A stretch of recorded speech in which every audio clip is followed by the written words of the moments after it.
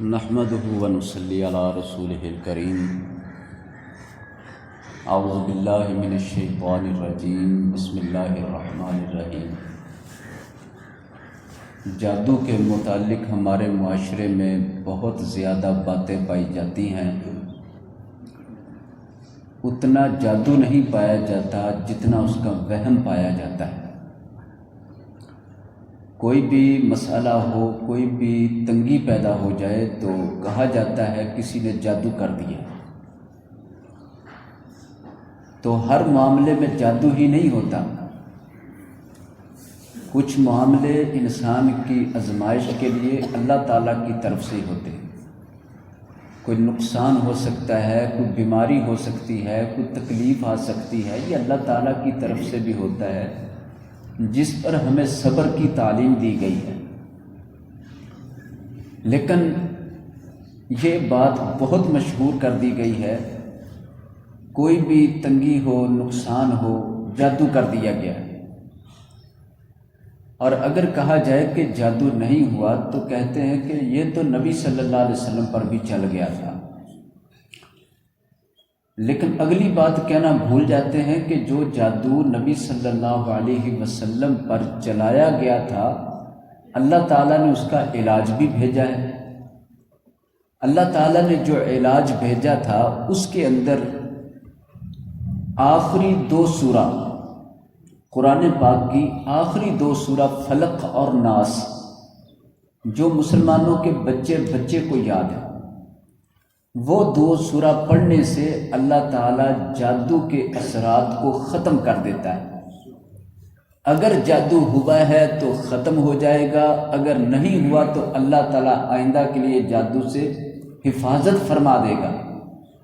اب یہ ہمارا ایمان ہے، یہ ہمارا یقین ہے کہ نبی صلی اللہ علیہ وسلم نے جادو کے حوالے سے آخری 2 سورتیں فلق اور ناس بیان فرمائی ہیں۔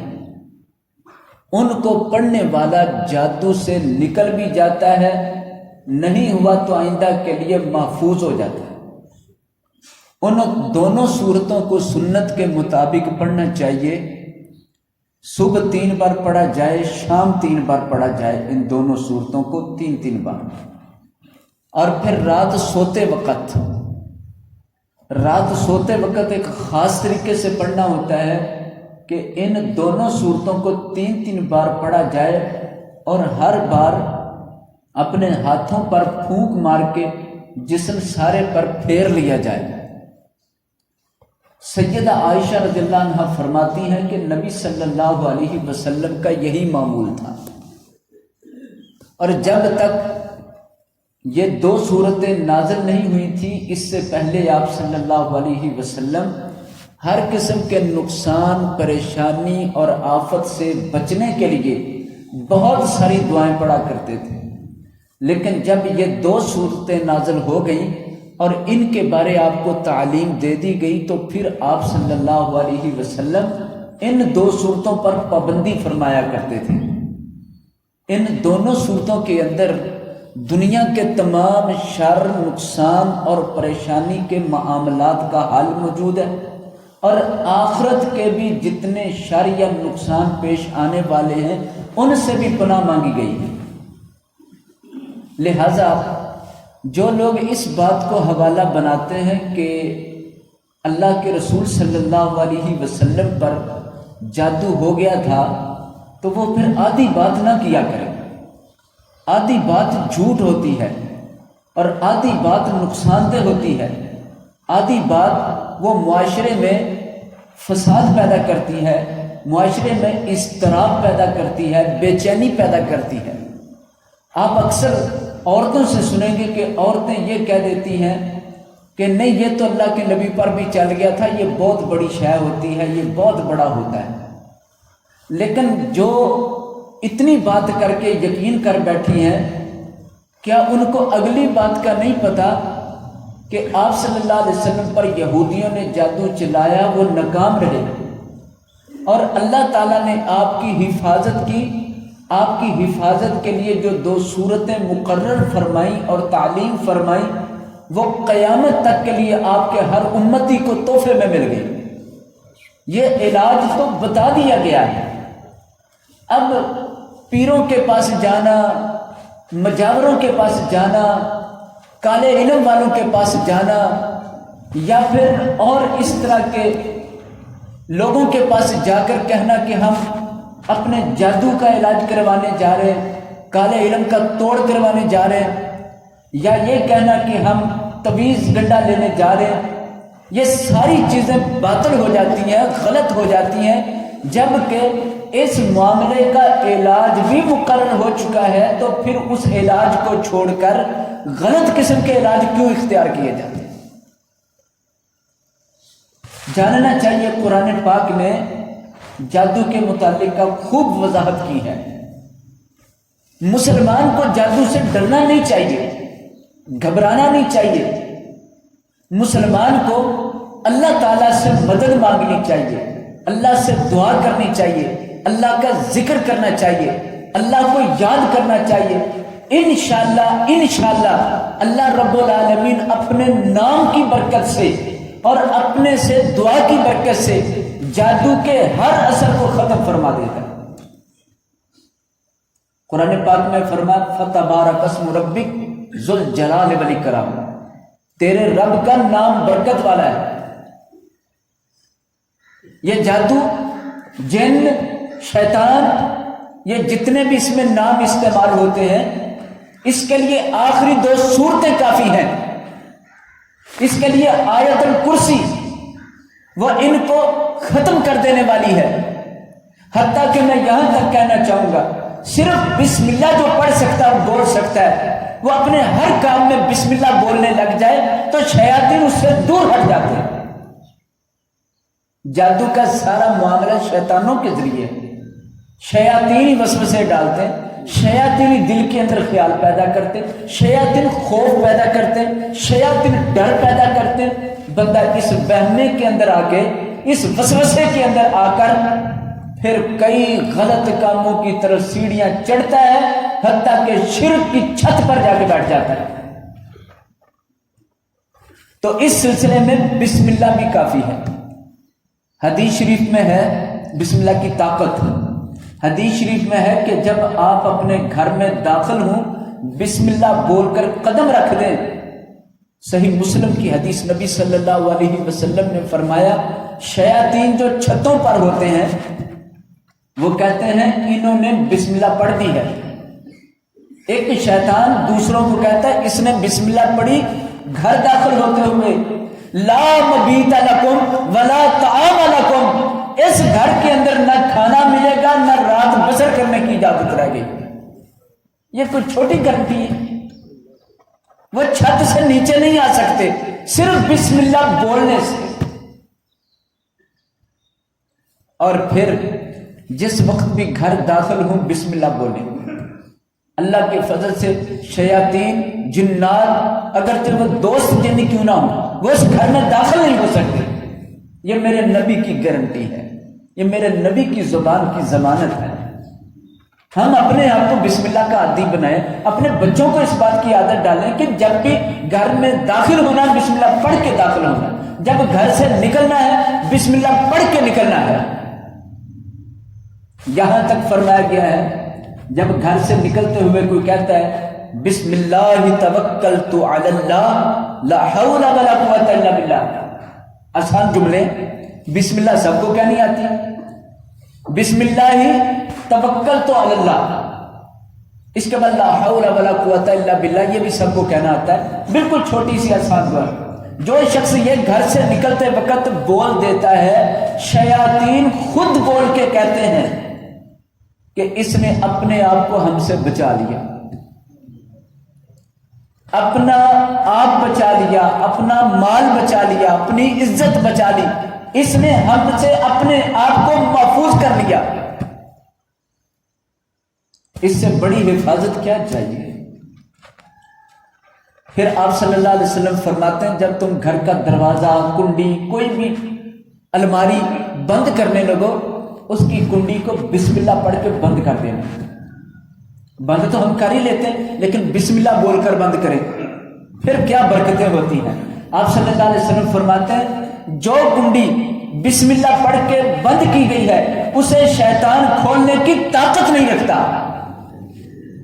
عورتیں کہتی صندوق میں پڑے، الماری میں پڑے، کپڑوں کا رنگ بدل گئے، کپڑے کا رنگ سبز تھا وہ سرخ ہو گیا، کوئی کہتے ہیں ہمارے کپڑے کٹ گئے ہیں، کوئی کہتے ہیں ہمارے کپڑے جل گئے ہیں، کوئی کہتے ہیں خون کے دھبے پڑ گئے ہیں، کوئی کہتے ہیں پیسے چوری ہو گئے، پیسے نکل گئے ہیں، ادھر کوئی آیا بھی نہیں، جنات ہمارے پیسے اٹھا کے لے جاتے۔ بھائی جنات کی تو یہ کرنسی نہیں۔ چلو اللہ تعالیٰ ہر آزمائش سے اپنے بندوں کو محفوظ بنا۔ جو کچھ بھی ہوتا ہے اس کا واحد حل جو مسلمانوں کے چھوٹے سے چھوٹے بچے کو بھی آتا ہے وہ ہے لفظ بسم اللہ۔ حضور صلی اللہ علیہ وسلم فرماتے ہیں تم بسم اللہ پڑھ کے کنڈی کھولا کرو، بسم اللہ پڑھ کے ہی بند کیا کرو۔ رب تعالیٰ کا نام ہی اتنا برکت والا ہے کہ شیطان کو اس جگہ پر طاقت ختم ہو جاتی ہے۔ یہ نبی صلی اللہ علیہ وسلم کے فرامین ہے۔ یہ سمبڑے عالم ایک واقعہ پیش ہے کہ کپڑے کٹ جاتے تھے، رنگ بدل جاتے تھے، کبھی جل جاتے تھے، کبھی خون کے دبے، یہ وہ کہنے لگے بہت سارے پیر بلائے آئے گئے، یہ مسئلہ حل نہیں ہوتا، بتایا جا رہا بہت بڑا آپ پر کسی نے کچھ کیا، بہت بڑا کیا ہے، اور پھر جو جادو کیا اس میں ہندو جن ہے، ہندو جنات ہیں 5، وہ اس طرح کر رہے ہیں تمہیں تنگ کرنے کے لیے۔ میں نے کہا اللہ کے بندو بسم اللہ پڑھو، یہ میرے نبی کی بتائی ہوئی بات ہے، بسم اللہ کی طاقت بہت زیادہ ہے۔ انہوں نے بسم اللہ پر عمل کیا کہ بسم اللہ پڑھ کر کپڑے پہننے ہیں، اتار کے جب رکھنے ہیں تو بسم اللہ پڑھ کر، کنڈی کھولنی بسم اللہ پڑھ کر، کنڈی لگانی بسم اللہ پڑھ کر، گھر میں داخل ہونا بسم اللہ پڑھ کے، کھانا کھانا بسم اللہ پڑھ کے، پانی پینا بسم اللہ پڑھ کے، جو کام شروع کرنا ہے اچھا اس میں بسم اللہ پڑھ کے، اگر سیڑھیاں چڑھنی اللہ اکبر پڑھنا ہے، نیچے اترنا سبحان اللہ پڑھنا، اللہ کا نام بابرکت لیتے رہنا ہے۔ انہوں نے ایسا کیا، سارے کا سارا جادو جن، وہ سارے ہندو جن تھے یا کون سے، سارے باقی ختم ہو گئے، ختم ہو گیا سرے سے ہی۔ میرے دوست اور بھائیوں، ان جنات کا حل تو ہمارے بچے کی زبان پر جاری کر دیا گیا ہے، آسان ترین ہے۔ ہم ایک تو یقین کریں، دوسرا اس پر عمل کریں۔ بسم اللہ کی طاقت کے حوالے سے ایک حدیث، آپ صلی اللہ علیہ وسلم کے سامنے ایک بچی کو ٹھوکر لگی تو وہ گری، اس کی ماں نے اسے پکڑتے ہوئے اعوذ باللہ کہا، اعوذ باللہ من الشیطان الرجیم، اللہ تعالیٰ شیطان سے اپنی پناہ عطا کرے، یہ کہا۔ آپ صلی اللہ علیہ وسلم نے فرمایا اگر تو بسم اللہ بول دیتی نا، بچے کے گرنے پر ٹھوکر لگی، اگر تو بسم اللہ بولتی تو شیطان ایک مکھی سے بھی کمزور ترین ہو جانا تھا۔ تم نے اعوذ باللہ بولی تو وہ سمجھتا ہے میں نے اپنی طاقت سے گرا، اور وہ پھولتا جاتا ہے گھمنڈ سے۔ جب بسم اللہ بولی جاتی ہے تو بسم اللہ کے پڑھنے کے ساتھ شیطان اتنا کمرے جتنا پھولا جو ہوتا ہے وہ سکڑتا سکڑتا سکڑتا سکڑتا ایک مکھی سے بھی کمزور رہ جاتا ہے۔ اس بسم اللہ کی عادت ہونی چاہیے، بچوں کو اس بات کی تعلیم ہونی چاہیے، تاکید کرنی چاہیے، عادت بنانی چاہیے۔ اللہ کے فضل سے اس گھر کے اندر جس گھر میں اللہ کا بابرکت نام لیا جاتا ہو، اللہ تعالیٰ ضرور اپنی رحمتیں فرماتا ہے۔ اگر کچھ کسی نے کیا ہے، کوئی کسی نے پڑھا ہے، کچھ کسی نے ڈالا ہے، کوئی تعویذ پھینکا ہے، کوئی پانی پھینکا ہے، نہ جانے کیا کیا وہم ہے، جو کچھ بھی ہے، اللہ کے بابرکت نام کے بعد اس کے اثر ختم ہے۔ اللہ کے نام سے بڑھ کے کوئی نام ہی نہیں ہے۔ شیطان طاقت نہیں رکھتا اس جگہ پاؤں رکھنے کی جس جگہ پہ اللہ کے نام کا تالا لگ جاتا ہے۔ اللہ تعالیٰ نے قرآن مجید میں سب سے بڑے جادو کا ذکر کیا کہ سلیمان علیہ السلام کے دور میں ہر طرف جادو ہی جادو ہو گیا۔ اہل ایمان تنگ پڑ گئے، سلیمان علیہ السلام بھی اس بات پہ تنگ پڑ گئے کہ یہ کیا معاملہ ہے، ان لوگوں نے شیاطین سے مدد مانگ کر شیاطین کے شر پھیلا رکھے، ہر کوئی دوسرے پر جادو کر رہا ہے، کوئی جادو چلا رہا ہے، کوئی جادو سیکھ رہا ہے، کوئی سکھا رہا ہے۔ تو سلیمان علیہ السلام کے دور میں یہ کام ہوا۔ اللہ تعالیٰ فرماتے ہیں یہ بنی اسرائیل، یہ یہودی لوگ اللہ کی کتاب کو چھوڑ کر جادو کے پیچھے چل نکلے۔ اس جملے کا مطلب یہ، اللہ کی کتاب کی تعلیم چھوڑی، جادو کی تعلیم لینے لگے۔ جادو کا اثر ختم کرنے کے لیے اللہ کی کتاب چھوڑی، جادو کا علاج جادو سے شروع کر لیا کہ اس جادو کا حل جادو سے ہم کریں گے۔ نہیں ہو سکا، اللہ کی کتاب سے حل ہونا تھا۔ اور پھر وہ سلیمان علیہ السلام نے کیا اور جادو رفع ہوتا چلا گیا۔ اور پھر وہاں قرآن میں جو تبصرہ کیا وہ یہ ہے کہ یہ لوگ اپنے جادو کے ذریعے کسی کو کوئی نفع کوئی نقصان پہنچانے کی کوئی طاقت ہی نہیں رکھتے، اور یہ جادو بھی کچھ کرنے کے قابل نہیں الا باذن اللہ۔ جب تک اللہ کسی کی آزمائش اور امتحان نہیں چاہتا اس وقت تک جادو کچھ نہیں کر سکتا۔ یہ صاف قرآن میں ساتھ لکھا ہے، جادو اللہ کے اذن سے آگے نہیں بڑھ سکتا۔ پھر اللہ کو چھوڑ کر اس جادو سے اتنا خوف زدہ ہونا اور اس جادو کی وجہ سے شرکی کاموں میں پڑ جانا، اس جادو سے بچنے کے لیے گمراہی کے کاموں میں پڑ جانا۔ کوئی کالا بکرا لے کے چلتا جا رہا ہے، کوئی کالا مرغا لے کے بھاگا پھر رہا ہے۔ ان کا کہنا یہ ہے کہ یہ کہیں چڑھاوا دیں گے یا یہ کہیں ویرانے میں ہم گوشت پھینک کے آئیں گے تو پھر اس کے بعد ہم پر سے جادو ختم ہوگا، اس لیے کہ جن کہہ رہے ہیں ہم نے گوشت کھانا ہے تو ہمیں کالے بکرے کا گوشت کھلاؤ، فلاں جگہ پھینک کے آؤ۔ وہ جو عامل ہوتا ہے، جادوگر ہوتا ہے، جو کہتا ہے میں جادو دور کروں گا، وہ کہتا ہے کہ وہ جن بکرا مانگتے ہیں لہذا جی بکرا دو بکرا دو۔ یہ ایسے ایسے غلط اور گمراہی کے کاموں میں لے جاتے ہیں جو سورۃ الانعام کے مطابق شرکیہ کام ہے۔ اس طرح رزق کا ضائع کرنا، رزق کا جنوں کے لیے پھینکنا، کوئی نہر کے اندر گوشت پھینک رہا ہے مچھلیاں کھائیں گے، کوئی ویرانوں کے اندر گوشت پھینک رہا ہے کہ وہاں جن کھائیں گے اور پھر ہمارے لیے تنگیاں نہیں آنے دیں گے، ہمیں پھر معافی دے دیں گے۔ یہ سب رستری غلط ہیں۔ زمانہ جاہلیت میں یہی کچھ ہوتا تھا، اور قرآن سورہ جن میں فرماتا ہے، جنوں کا بیان ہے کہ جنوں نے کہا ہم پہلے انسانوں سے ڈرتے تھے، بہت ڈرتے تھے، ہم ویرانوں میں بھاگ جاتے تھے جہاں کوئی انسان نہ آئے، لیکن جب ہمیں پتہ چلا کہ انسان تو ہم سے ڈرتے پھر ہم ان کو ڈرانے لگے، اور ہم نے پھر ایسا ڈرایا وَزَادُوهُمْ رَهَقًا، ایسا ڈرایا ہم نے پھر ان کے گھروں میں آ کے بھی ڈرایا۔ انسان ان سے ڈرنے لگ گیا تو پھر وہ ڈرانے لگ گیا۔ ایک تو یہ تھا سلیمان علیہ السلام کے دور کا جادو، ایک جادو موسیٰ علیہ السلام کے دور کا ہے۔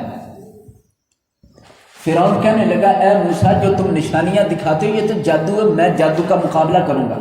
جادوگر بلا لیا، میدان لگ گیا، جادوگروں نے رسیاں لاٹھیاں رکھ لی، جادو سے ان کو سانپ دکھایا۔